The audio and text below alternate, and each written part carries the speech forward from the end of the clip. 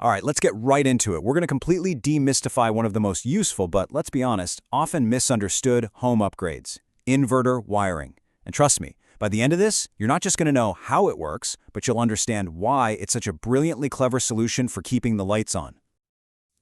You know the feeling, right? You're right in the middle of a movie, or maybe getting work done, and then, poof, everything just goes dark. It's so frustrating, so disruptive. But here's the good news, it's a totally solvable problem. And here it is, the solution. An inverter system isn't just about giving you backup power, it's about giving you continuity. It's like your own personal bridge that carries you right over those annoying power outages. But the real question is, how does it actually pull that off? Okay, to really wrap your head around this, I want you to forget about all the complicated wiring diagrams for just a second. We're going to focus on one super simple idea. I like to call it the two-highway power system. The whole secret sauce here is a concept called phase separation. And I know that sounds super technical, but it's way simpler than it sounds. All we're really doing is creating two totally separate electrical paths or roads in your house. You've got one for everyday use and one that's just for emergencies. So let's really run with that idea. Picture this. Your home's power is like a highway system. The main supply, we're going to call that the red phase. That's your big multi-lane interstate. And the inverter supply, that's our blue phase, a special emergency-only bypass lane. So on any given day, when the power's on, all the electrical traffic in your house, I'm talking your lights, your AC, your fridge, is just cruising along on this big red highway. It's powering the whole show. Now, here's where the inverter comes in. Its main job is to build and maintain this exclusive blue bypass lane. It runs right alongside the main highway, but it's completely separate. And most of the time, it's just sitting there, empty, waiting for its moment. And here is the key moment, right? What happens when the main power grid fails? Bam! You've got a massive, unavoidable roadblock on that red highway. All traffic just stops, dead in its tracks. And this is where the magic happens. Because we were smart and we pre-selected certain vehicles, our essential lights and fans, and we gave them exclusive access to the blue bypass lane, they can just take the exit. They hop off the blocked red highway and keep right on moving. For them, it's like the traffic jam never even happened. All right, pretty cool concept, right? So we get the why. Now let's dive into the how. How do we actually build this thing? Well, it all starts with getting the core components hooked up and, of course, doing it safely. There are really just three crucial foundations to get right from the start.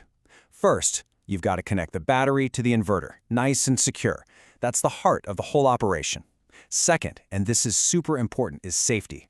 Both our red phase highway and our blue phase bypass need their own separate circuit breakers. And third, you connect the neutral line to complete the main circuit. You nail these three things, and you're building on a really solid base. Okay, now for the really fun part, the magic trick. This is where we physically tell our appliances which highway to use. This is how we open up that blue bypass lane for business. And you know where this all goes down? Right there, at the switch on your wall. The entire goal here is to basically disconnect a switch from the main red highway and connect it directly to our new blue bypass lane. And for every single device you want on backup power, it's the same simple three-step process. You pick a switch, let's say for your living room fan. You open it up and find the main power wire, our red phase. You disconnect it. Then you connect the new wire coming from the inverter, our blue phase, to that exact same spot. And that's it. You just rerouted that fan onto the emergency bypass. This leads us to a pretty important decision. You gotta be strategic here, because you can't just put everything on the bypass lane. If you do that, you'll drain your battery in minutes. So you have to choose wisely. What gets access to that precious inverter power? The name of the game here is prioritizing. You want to focus on the low-power items that give you the most comfort and usefulness during an outage. We're talking lights in key areas like the kitchen and bathroom, fans to keep the air moving, the TV for info and entertainment, and of course, charging points. Got to keep those phones alive, right? And this makes it crystal clear. The low-draw stuff, like lights and fans, they go on the blue phase.